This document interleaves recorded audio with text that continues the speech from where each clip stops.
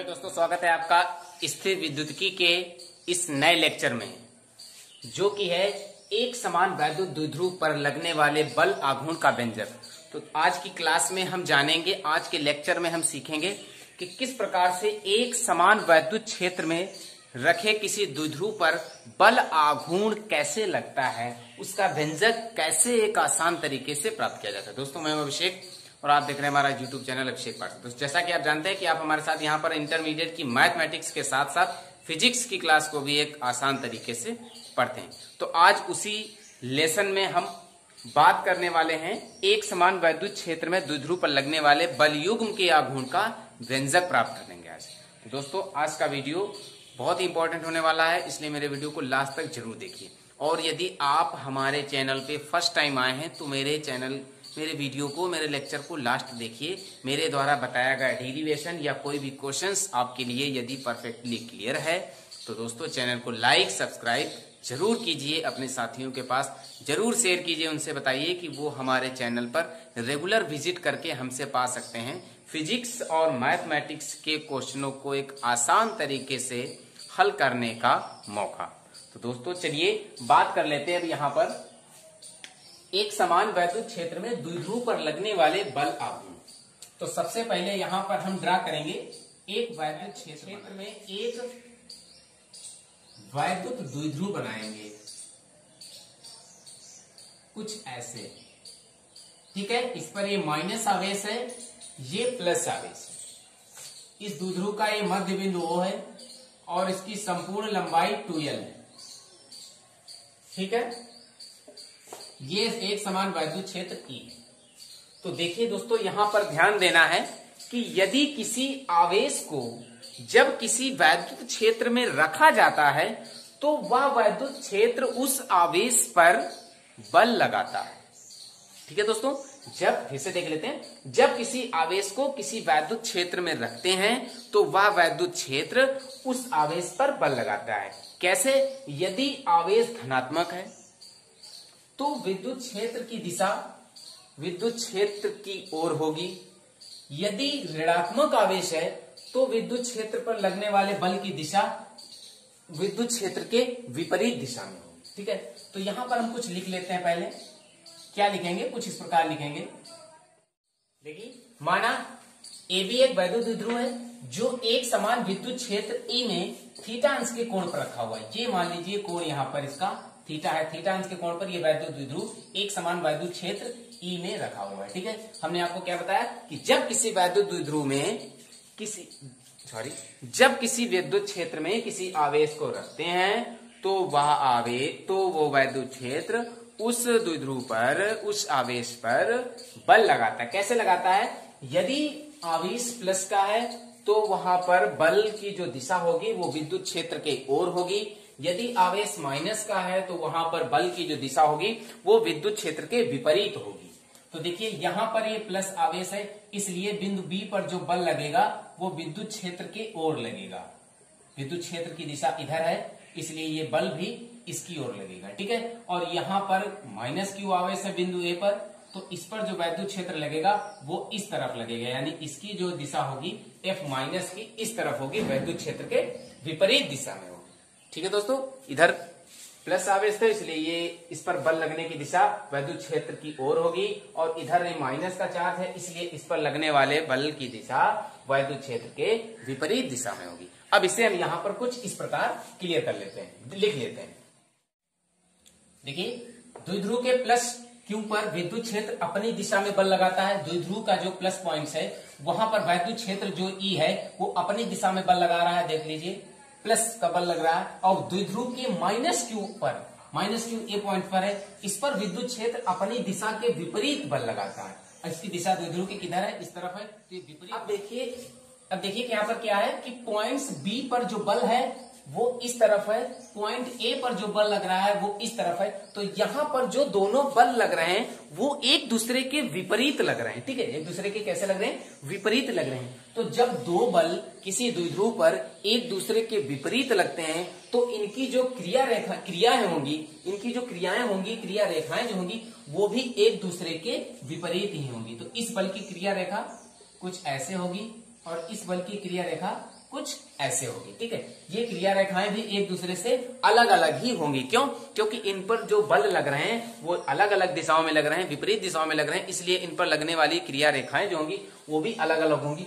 तो जब किन्हीं दो बलों की क्रिया रेखाएं अलग अलग हों तथा वो दोनों बल आपस में विपरीत दिशा में कार्य कर रहे हो तो वहां पर बनता है आपका बल आघूर्ण। ठीक है, फिर से क्लियर कर लेते हैं। यदि कोई दो क्रियाएं अलग अलग कार्यरत हों और किसी द्विध्रुव पर दो बल अलग अलग दिशा में लग रहे हों, भिन्न दिशा में लग रहे हों, तो वहां पर उत्पन्न होता है बल आघूर्ण। चलिए बल आघूर्ण की परिभाषा को हम यहां पर क्लियर कर लेते हैं। देखिए दोस्तों, ये परिभाषा दी है हमने बल आघूर्ण को।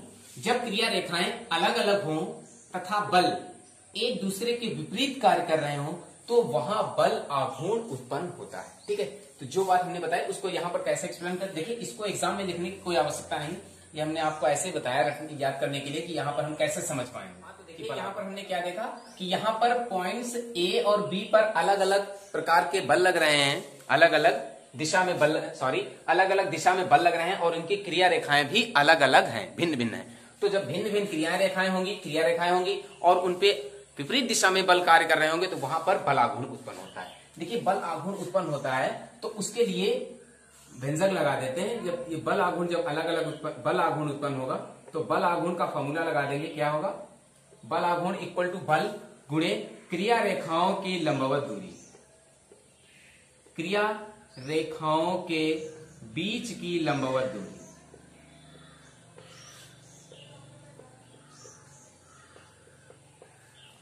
देखिए यहां पर बल क्या होगा? F गुणे क्रिया रेखाओं के बीच की लंबवत दूरी।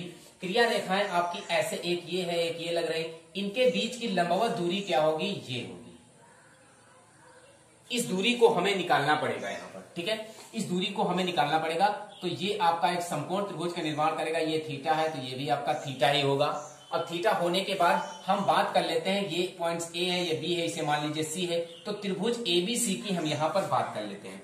त्रिभुज एबीसी में तो यहाँ पर देखिए हमें ये भुजा निकालनी है बीसी जो कि यहाँ पर है लंब और ये ज्ञात है हमें कर्ण। तो लंब और कर्ण के संबंध में बनेगा आपका साइन थीटा। साइन थीटा बराबर बनेगा लंब बटे कर्ण।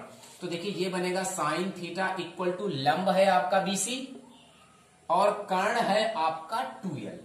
कर्ण जो है ये इतनी भुजा ए से बी तक है, ये कितनी है? 2l है। तो देखिए बीसी की वैल्यू क्या निकलेगी? बीसी आ जाएगा 2l साइन थीटा। ये बीसी क्या है? ये है क्रिया रेखाओं के बीच की लंबवत दूरी। तो क्या आप यहां पर क्या लिख देंगे? 2l sine theta. Okay, clear हुआ? अब यहां पर जो ये बल लग रहा है वो द्विध्रुव के प्लस क्यू पर लग रहा है, द्विध्रुव के माइनस क्यू आवेश पर लग रहा है। देखिए बल का फॉर्मूला यहां पर होता है क्यू इंटू वैद्युत क्षेत्र। ठीक है, ये फॉर्मूला कहां से मिला? ये फॉर्मूला हमें मिलेगा वैद्युत क्षेत्र की तीव्रता से। वैद्युत क्षेत्र की तीव्रता की जब डिफिनेशन को क्लियर करेंगे तो वहां पर ये फॉर्मूला होता है E equal to F upon Q. ये होता है। इसमें जब एफ को बाहर करेंगे तो ये क्यू ही आ जाएगा। तो देखिए ये जो आपका चार्ज होगा ये प्लस का होगा क्योंकि ये प्लस बल के कारण बन रहा है। ठीक है, और यहां पर जो होगा वो माइनस के होगा। देखिए दोनों का जो परिमाण रिजल्ट है वो सेम है, केवल उनके चिन्हों में अंतर है। यहां पर जब हम यूज करेंगे क्यू ही तो उसे प्लस नहीं लेंगे क्योंकि यहां पर फोर्स तो दोनों पर इक्वल लग रहा है, लेकिन ये माइनस प्लस क्यू दिखाई दे रहा है इन आवेशों के कारण। प्लस आवेश के कारण प्लस क्यू ही बल लग रहा है, माइनस आवेश के कारण माइनस क्यू ही लग रहा है। ठीक है, तो यहां पर हम प्लस क्यू ही लेंगे, माइनस में नहीं लेंगे क्योंकि माइनस और बल तो दोनों पर प्लस का क्यू ही लग रहा है, लेकिन माइनस प्लस को यहां पर अलग अलग डिवाइड कर दिया गया क्योंकि एक चार्ज आपका प्लस का है, दूसरा माइनस का है। क्लियर है? तो ये बनेगा F equal to Q into 2l sine theta. और इधर बात कर लेते हैं बल आघूर्ण को टाउ से लिखते हैं, टाउ बना देंगे तो ये इक्वल होगा टाउ इक्वल टू, इसे हम लिखेंगे E और Q और 2l को पास पास कर देंगे 2ql इंटू साइन थीटा हो जाएगा। तो देखिए ये बनेगा tau equal to E into 2ql का फॉर्मूला होता है E। 2ql का फॉर्मूला होता है P। 2ql बराबर होता है P इंटू साइन थीटा। ये हो जाएगा। क्या फॉर्मूला होता है? 2ql बराबर होता है P। पिछले बहुत से लेक्चर्स में हमने आपको बताया कि 2ql इक्वल टू P होता है, इसे रट लीजिए। ये स्थिर वैद्युतिकी के लेसन्स में हर डेरिवेशंस में काम आता है। ठीक है, तो देखिए ये आपका डेरिवेशन हो जाएगा टाउ बराबर P इंटू साइन थीटा। ये बन जाएगा, ठीक है। टाउ बराबर पी इंटू साइन थीटा। इसे हम ऐसे भी लिख सकते हैं, टाउ बराबर पी इंटू साइन थीटा, ऐसे लिख सकते हैं। और यदि आप मैथमेटिक्स के स्टूडेंट्स हैं तो आपको 3D जियोमेट्री में पढ़ाया जाता है। क्या पढ़ाया जाता है? पढ़ाया जाता है A B into sine theta equal to A vector cross B vector, ये पढ़ाया जाता है। तो देखिए यहां पर अगर हम ध्यान दें, ए को पी मान लें, बी को ई मान लें, साइन थीटा है, तो देखिए ये क्या बन जाएगा, ये बन जाएगा टाउ बराबर P vector into E vector. ये इसका होगा सदिश रूप, वेक्टर फंक्शन। क्लियर हुआ? टाउ बराबर P vector into E vector, ठीक है। तो ये हुआ आपका बल आघूर्ण का व्यंजक। दोस्तों फिर से इसको एक बार, एक समान विद्युत क्षेत्र में द्विध्रुव पर लगने वाले बल आघूर्ण का व्यंजक ज्ञात करना है। सबसे पहले हम एक यहाँ पर वैद्युत क्षेत्र बनाएंगे। इस वैद्युत क्षेत्र में एक हमने यहाँ पर क्या बनाया, वैद्युत द्विध्रुव बनाया। वैद्युत द्विध्रुव बनाया, वैद्युत द्विध्रुव का एक पॉइंट माइनस का, दूसरा प्लस का बिंदु दिया है। दोनों पॉइंट्सों के बीच की दूरी 2l है, इसका मध्यबिंदु O है, ठीक है। अब यहाँ पर हमने इसी बात को लिख लिया, माना ए बी एक वैद्युत द्विध्रुव है जो एक समान वैद्युत क्षेत्र ई में थीटा अंश के कोण पर रखा हुआ है, ठीक है। अब हम यहाँ पर बात करते हैं, क्या फिर से देख लेते हैं कि यदि किसी आवेश को किसी द्विध्रुव वैद्युत क्षेत्र में रखा जाता है तो वो वैद्युत क्षेत्र उस आवेश पर बल लगाता है। और वो बल कैसे लगाता है? यदि आवेश प्लस का है तो उस पर लगने वाला बल विद्युत क्षेत्र की दिशा में होगा। यदि आवेश माइनस का है तो उस पर लगने वाला बल विद्युत क्षेत्र की विपरीत दिशा में होगा, ठीक है। यही बात हमने यहां पर लिखी है कि द्विध्रुव के प्लस क्यू पर विद्युत क्षेत्र अपनी दिशा में बल लगाता है। विद्युत द्विध्रुव के प्लस पॉइंट पर विद्युत क्षेत्र देखिए अपनी दिशा में बल लगाता है, क्योंकि विद्युत क्षेत्र की दिशा इधर को है, ठीक है। उसके बाद प्लस का एफ लगाता है बल, ओके, प्लस का एफ लगाता है और इसकी वैल्यू होती है QE। उसके बाद नीचे द्विध्रुव के माइनस क्यू पर विद्युत क्षेत्र अपनी दिशा के विपरीत बल लगाता है।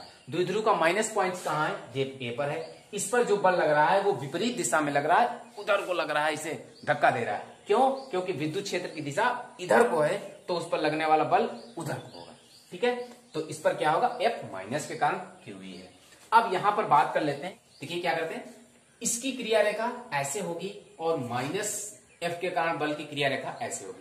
इन दोनों पर जो बल लग रहे हैं प्लस क्यू और माइनस क्यू पर, ये दोनों बल आपस में कैसे हैं? विपरीत दिशा में लग रहे हैं, ठीक है।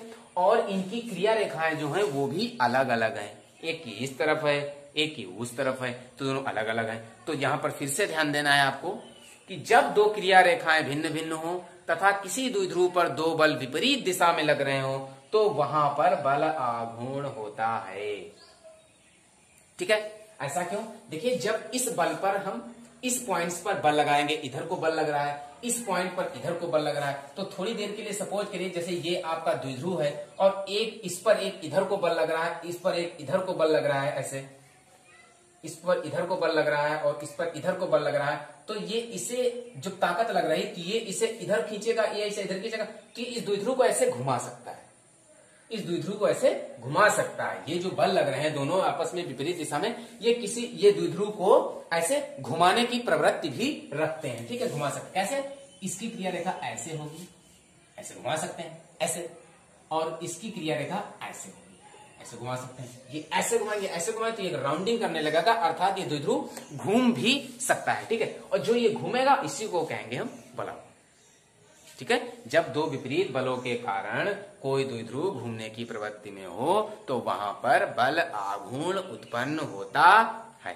क्लियर है? ये बात हमने लिख दी, ये आपको एग्जाम में लिखने की आवश्यकता नहीं है, एग्जाम में केवल आपको इतना डेरिवेट करना है। अब बात कर लेते हैं कि उस बलाघूर्ण की, बलाघूर्ण का फॉर्मूला क्या होता है? बल आघूर्ण इक्वल टू बल गुणे क्रिया रेखाओं के बीच की लंबवत दूरी। तो बल है F, क्रिया रेखाओं के बीच की लंबवत दूरी ये हमने बताई, एक क्रिया रेखा इधर है कि इधर, इनके दोनों के बीच की लंबवत दूरी ऐसे होगी जो 90 अंश के कोण पर एक्टिव होगी। तो यहां पर हमने एक त्रिभुज ले लिया ABC जे वाला, इसमें हमने देखिए ये इसका लंब है, ये कर्ण है, तो लंब और कर्ण मिलाकर होता है साइन थीटा।